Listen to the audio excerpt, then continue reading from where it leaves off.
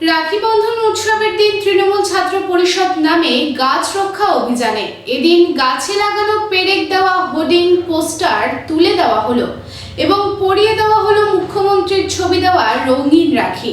তবে খোলা হলো না বিজেপির পোস্টার।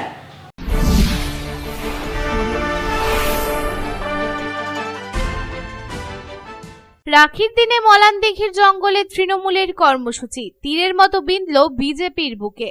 একদিকে ভাই বোনের স্নেহের বাঁধন, অন্যদিকে মলানদিঘির গাছের কাণ্ডে বাধা পড়েছে ভালোবাসা আর সুরক্ষার প্রতীক রাখি।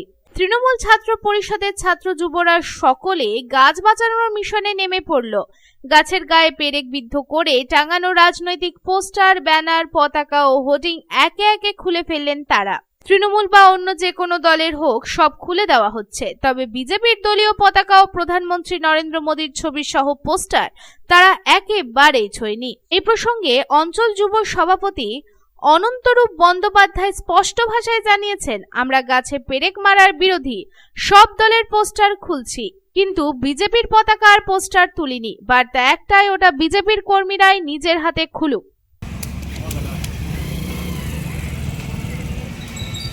রাখি উদযাপন ছিল প্রথমত। আজকে এই যে রাখি উদযাপন করছে তৃণমূল ছাত্র পরিষদ থেকে করছে, আমাদের তৃণমূল ছাত্র পরিষদের ভাইয়েরা কালকে বলে যে আমরা রাখি বন্ধন উৎসব করবো।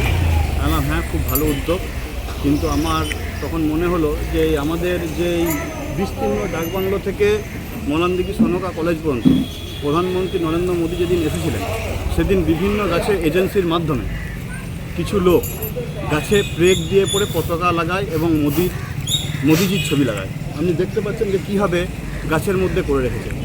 তো আমরা এই রাখি বন্ধন উৎসবটা এবারে অভিনবভাবে পালন করলাম।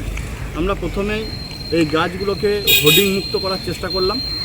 আমাদের দল এমন শিক্ষা দেয়নি যে অন্য দলের পতাকা খোলার, তাই আমরা অন্য দলের পতাকা এবং আমাদের মাননীয় প্রধানমন্ত্রীর হোর্ডিংও আমরা খুলিনি।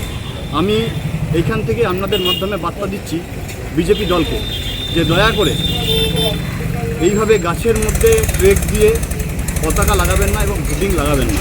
যদি এই বার্তা রাখির দিনে আমার দলের যদি কেউ করে থাকে, তাদের ক্ষেত্রেও আমি অনুরোধ করব যে যেন এই রকম ধরনের জিনিস দয়া করে না করাই ভালো, যে গাছকে বিজ্ঞাপন মুক্ত এবং হোর্ডিং মুক্ত রাখুন। পোস্টার ও পতাকা সরিয়ে নেওয়ার পর ক্ষতবিক্ষত গাছের কাণ্ডে বাধা হচ্ছে মুখ্যমন্ত্রী মমতা বন্দ্যোপাধ্যায়ের ছবি থাকা রঙিন রাখি।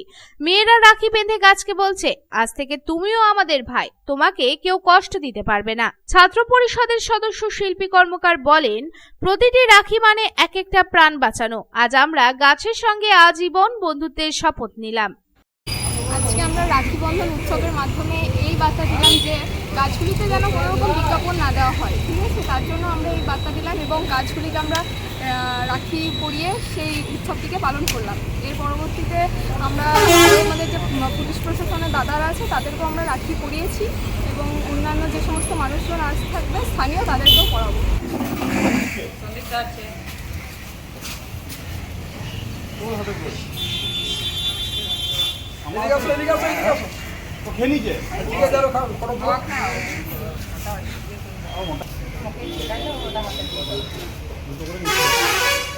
অপরদিকে এই প্রসঙ্গে বন দপ্তরের মলানদিঘি বিট অফিসার বরুণ মণ্ডল জানিয়েছেন, এই উদ্যোগ সত্যিই প্রশংসনীয়।